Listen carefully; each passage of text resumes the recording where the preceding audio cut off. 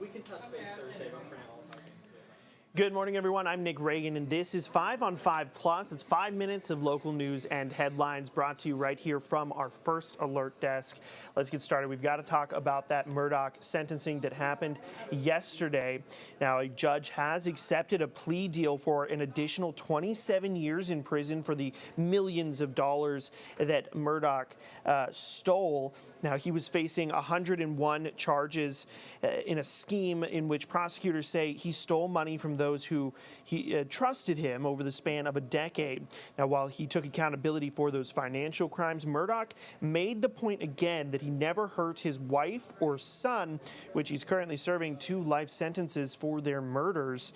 Now, his attorney is still working on getting that double murder conviction thrown out. That could be the topic of Murdaugh's next court appearance.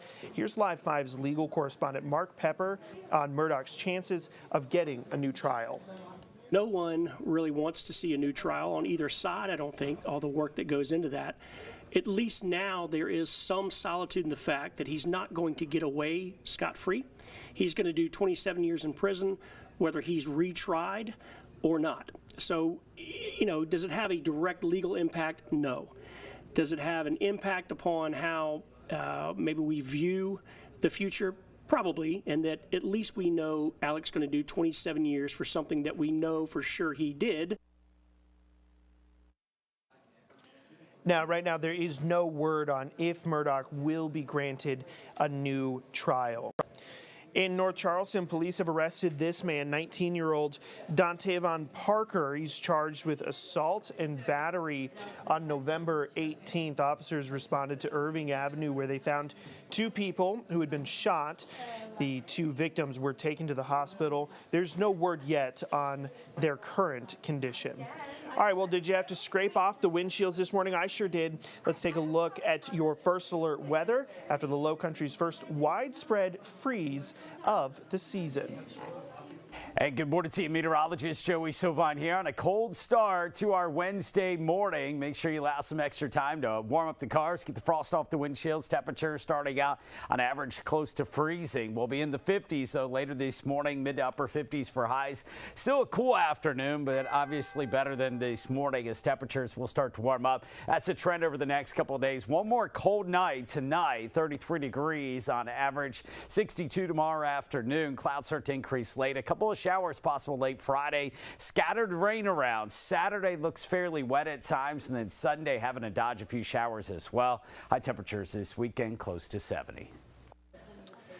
All right, well, we're learning about a new endorsement for former Governor Nikki Haley coming from the incoming mayor of Charleston. That's William Cogswell. He is supporting Nikki Haley in the upcoming GOP primary. Now, this is actually her second endorsement that she's gotten in 2 days that is going to be pretty important in the coming days. She picked up a key financial supporter to boost her chances for the Republican primary. Billionaire Charles Koch is throwing the resources and influence of his network behind Haley.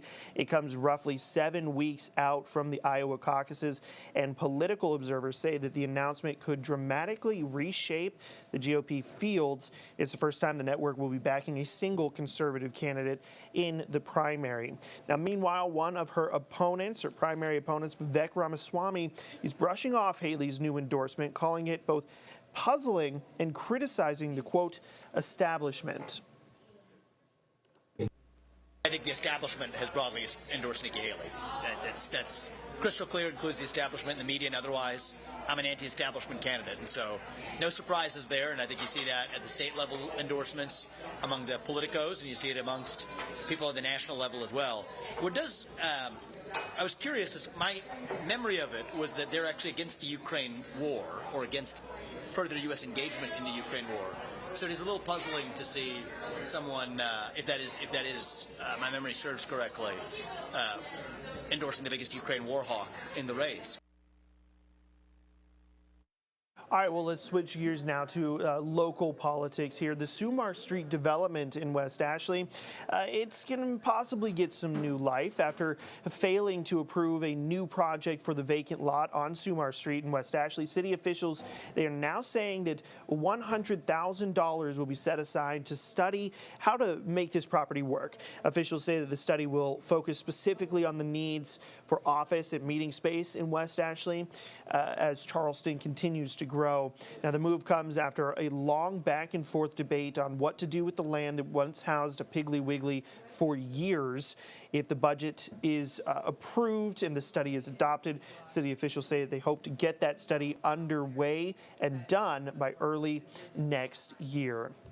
And finally, in Somerville Police, they are welcoming a new canine unit that was donated to them by Defenders for Children organization. The canine, known as Gripple, is equipped to help investigators find concealed electronics that would typically be very difficult to find during a normal search. Officials say that the canine Gripple will play a crucial role in addressing cases like sex trafficking, child pornography, online predators, child abuse, and other criminal activities. Oh, and one last note we have here, Darius Rucker, he is getting a star on the Hollywood Walk of Fame, so congratulations to Darius Rucker there. This has been 5 on 5 Plus. I'm Nick Reagan.